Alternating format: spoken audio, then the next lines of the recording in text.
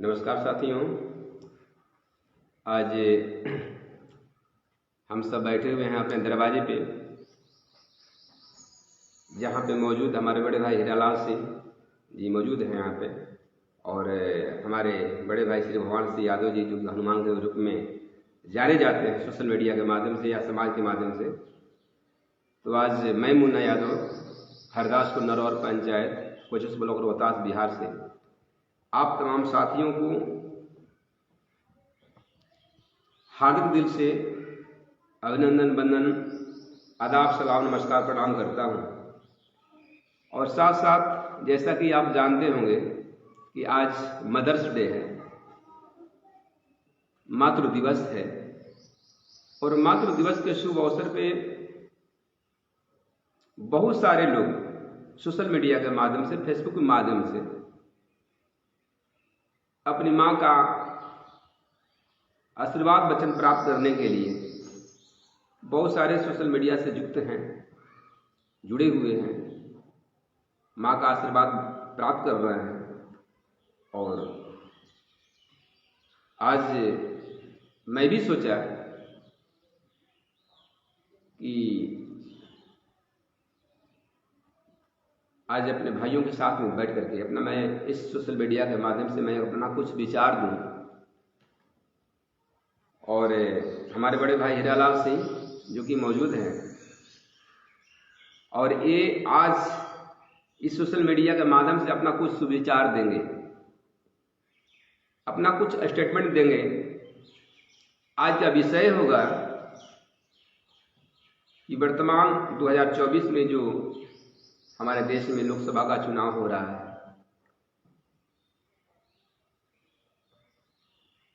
आज हमारा देश किस स्थिति में है, क्या स्थिति गुजर रही है हमारे देश के आवाम पर, देश के लोगों पे, इस पे कुछ चर्चा करेंगे। और विशेषकर खास चर्चा ये करेंगे कि आज 2024 लोकसभा चुनाव में हमारे देश के नेता कैसा नेता होना चाहिए, इस देश का नेतृत्व करने वाले लोग कैसे होना चाहिए, इस पे चर्चा जो है हमारे बड़े भाई हीरालाल सिंह जी करेंगे। और आप लोग जितने भी हमारे वाचिंग में हैं, आप तमाम साथियों को मैं निवेदन करूंगा कि आप लोग थोड़ा सा ध्यानपूर्वक सुनेंगे। और मौजूद हैं यहाँ पे हमारे बड़े भाई हीरालाल सिंह जी, जो कि आपके सामने अपना विचार देंगे इस चुनाव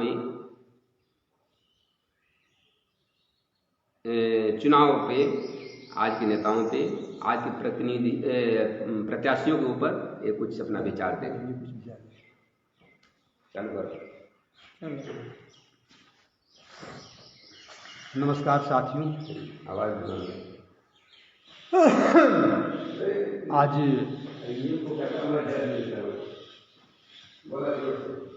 2024 का जो आम चुनाव है देश में, और हम भारतवासियों के लिए बेहद खुशी का एक राष्ट्रीय पर्व के रूप में हम लोग मना रहे हैं, और होता भी। साथियों, 2024 का जो आम चुनाव है एक बहुत बड़ा महत्वपूर्ण चुनाव है। और इस चुनाव में पहले मैं ये कहूँगा अपने मतदाता बंधुओं से, खासकर नौजवान युवा साथियों से, कि उस चुनाव में उस तारीख को अपना बहुमूल्य वोट देने के लिए उत्साह के साथ पहुंचेंगे। दोस्तों, सवाल उठता है कि इस जो राष्ट्रीय पर्व के रूप में जो हम लोकतंत्र में चुनाव जो है, इस चुनाव में हमारे देश का नेता कैसा हो, खासकर हमारे जैसे आदमी एक देश की नागरिकता के लेकर के, और कोई राजनीति में बहुत बड़ी हमारी उपलब्धि नहीं है, लेकिन फिर भी हमारे जैसे आदमी के दिल में एक बेचैनी बनी हुई है कि ये कितना महत्वपूर्ण चुनाव, इस चुनाव में हम अपना नेता कैसे चुनेंगे, कैसा नेता चुनेंगे, इस बिंदु पर थोड़ा हम लोग बात करेंगे। हम कुछ बात लेकर के आप लोगों के सामने मौजूद हूँ। दोस्तों, नेता का रूप, एक बार मौका मिला था हमको हरियाणा जाने में चुनाव प्रचार के लिए, और किसान नेता जो हम लोगों के स्वराज इंडिया पार्टी के राष्ट्रीय नेता हैं जोगेंद्र यादव जी, उनके पिताजी प्रोफेसर धीरेन्द्र यादव जी, और वहाँ पहुँचे हुए थे और पुस्तक दिए थे, और पुस्तक में अपनी भूमिका में लिखे थे कि हमारा समाज कैसा हो और हमारे देश की राजनीति कैसी हो और नेता और साधारण आदमी कैसा हो। ये बहुत महत्वपूर्ण सवाल है।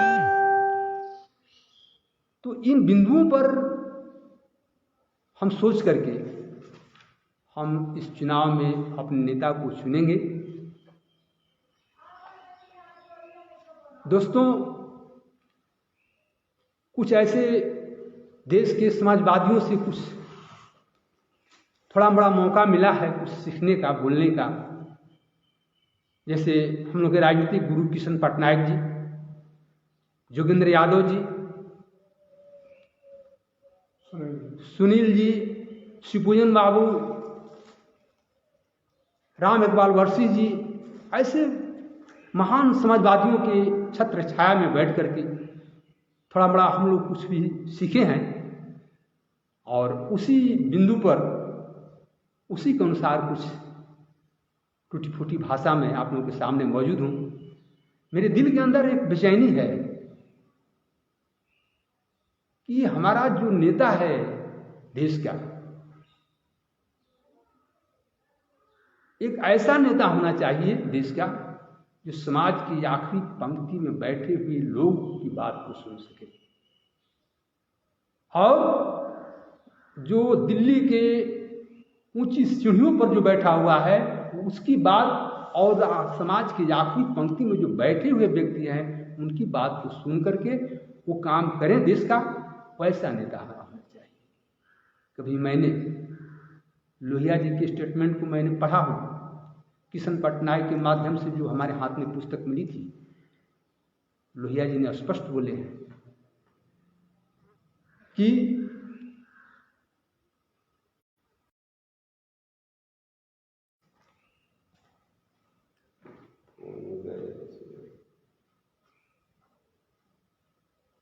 बड़ा गर्मी उपलब्ध पानी हमें हर छू लगा।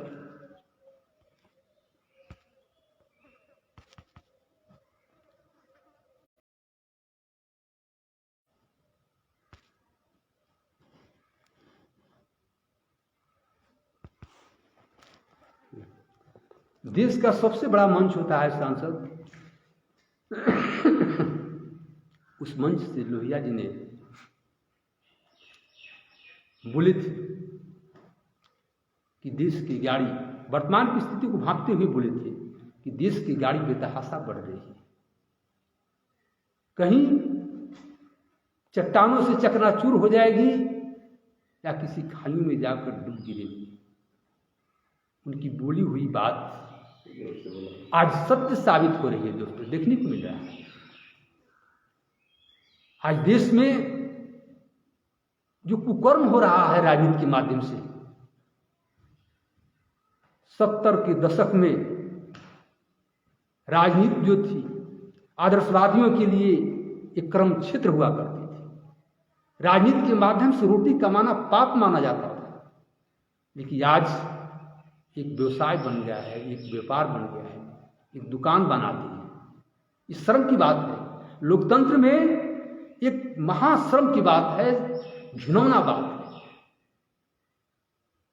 मेरे जैसे व्यक्ति के दिमाग में देश की राजनीति, देश का नेतृत्व का नियत सबसे बड़ा होना चाहिए, नियत का अच्छा होना चाहिए। दोस्तों, 2002 का भी घटना भी याद है हमें। 2002 के घटना गुजरात में जो हुआ था, वहाँ दंगा हुआ था, उस दंगा का जो खून है अभी हमारे जो दंगा कराया था उनके हाथ में भी लगा हुआ है, आज भी उनके हाथ में है। मैं किसी पार्टी का, किसी नेता का नाम नहीं लूंगा, लेकिन आज इस मौके पे अपनी बात को ज्वलंत शब्दों में जरूर कहूंगा। जो उस घटना को उस तरह के व्यक्ति जो कराया है, आज गांधी का नाम ले रहा है, वीर भगत का नाम ले रहा है, कृष्ण पटनायक का नाम ले रहा है, शर्म आनी चाहिए। आज लोकतंत्र का जो संविधान है, उस संविधान को भी एक धराशायी करने में लोग लगे हैं, इसका षड्यंत्र बन गया है। तिरंगा झंडा के स्थान पर भगवा झंडा लहराने की साजिश चल रही है। ये क्या हो रहा है? समझना चाहिए कि तिरंगा झंडा का उद्देश्य क्या था।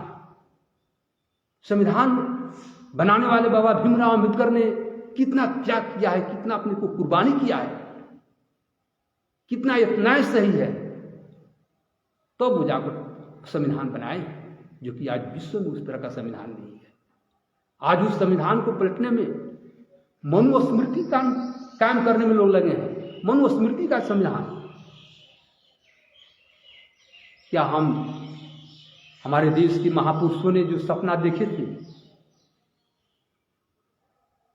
वो सपना इसी काम के लिए सपना देखे थे क्या?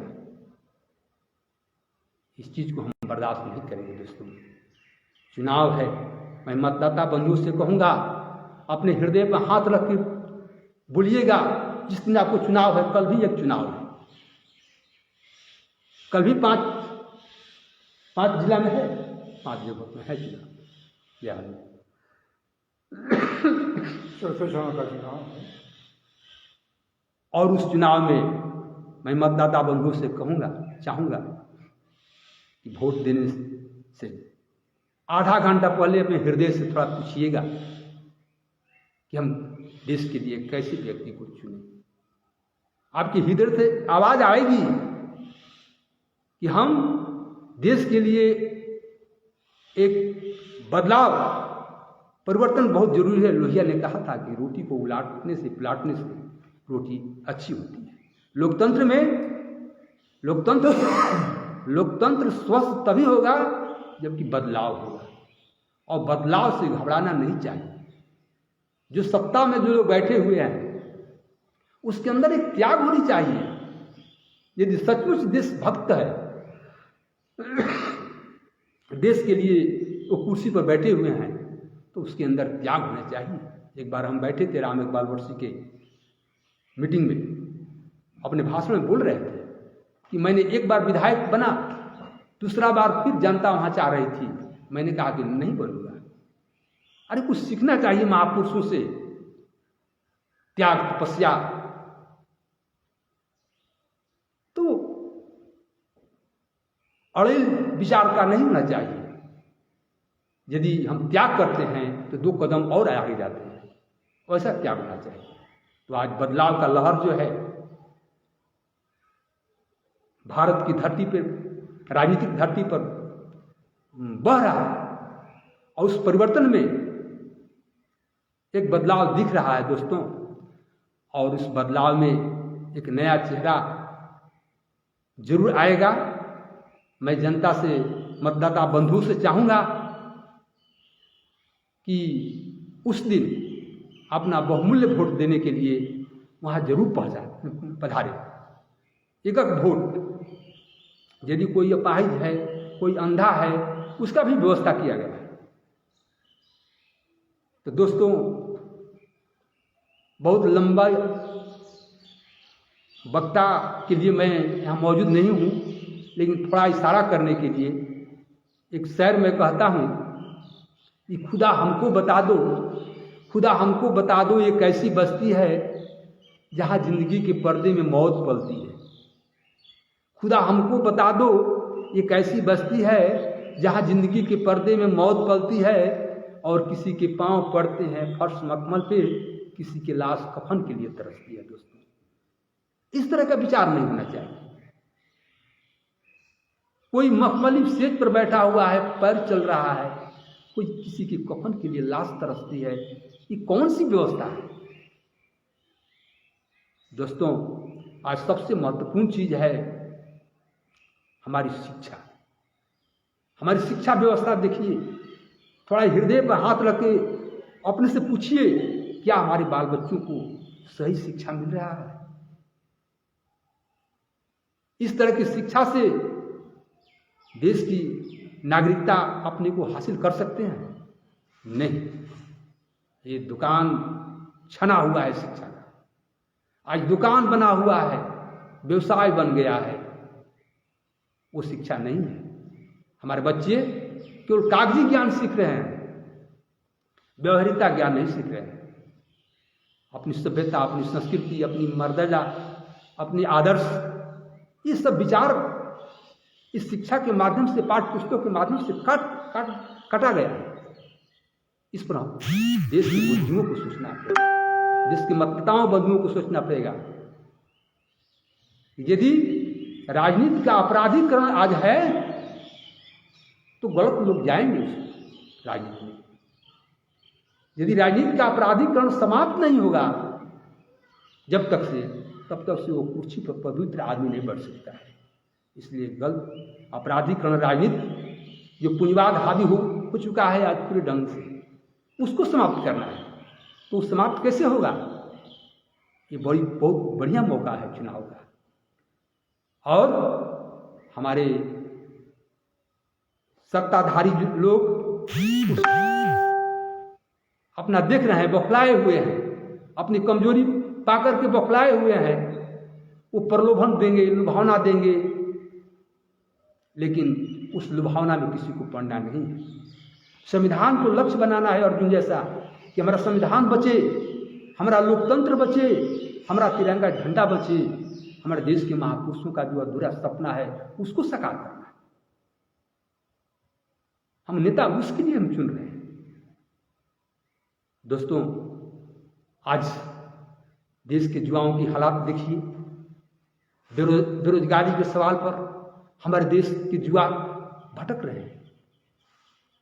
किसी तरह से कारखाना में, फैक्ट्री में अपना जीवन बिताने के लिए माने जा रहे हैं।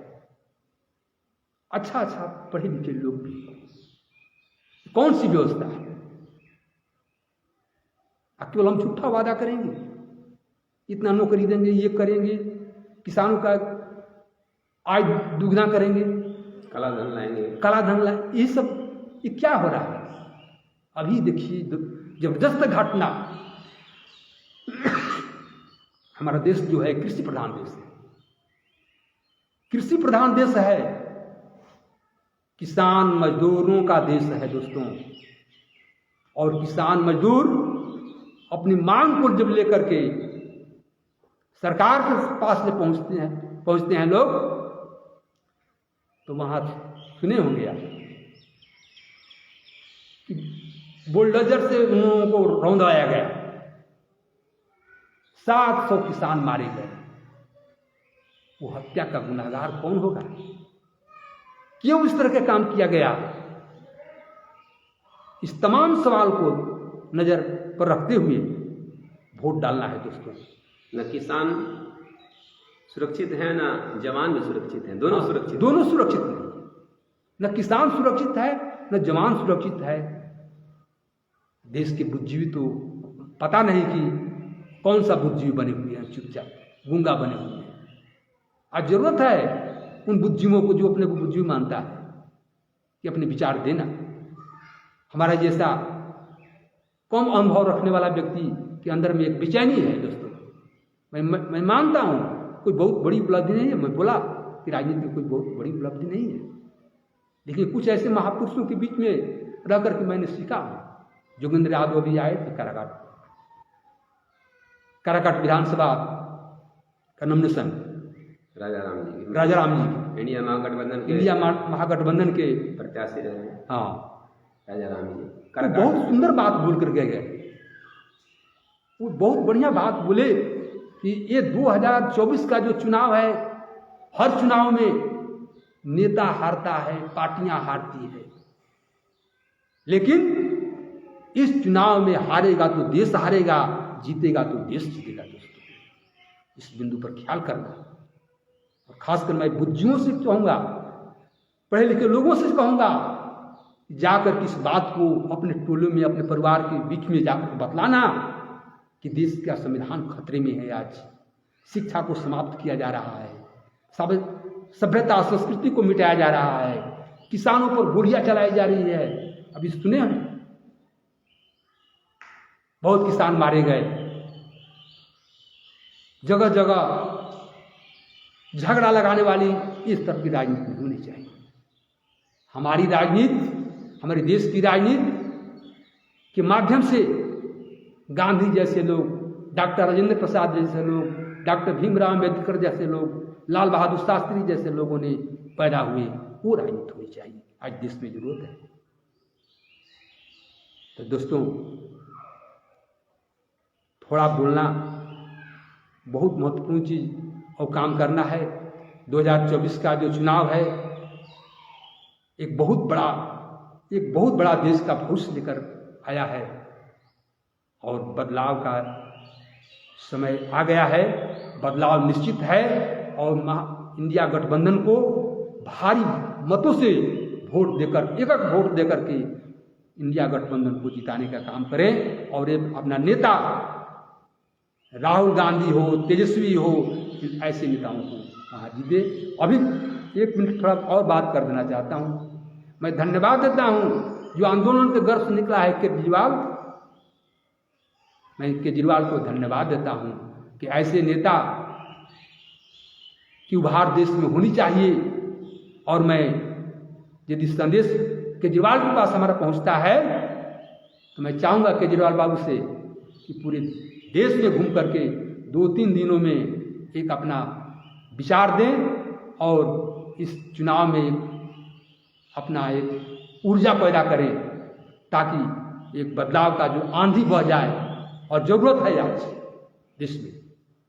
तो दोस्तों, बहुत हमारे साथ श्री भगवान जी बैठे हुए हैं, हमारे अनुज मुन्ना जी हैं, और मैं चाहूँगा कि अपनी बात को समाप्त करते हुए आप तमाम मतदाता बंधुओं से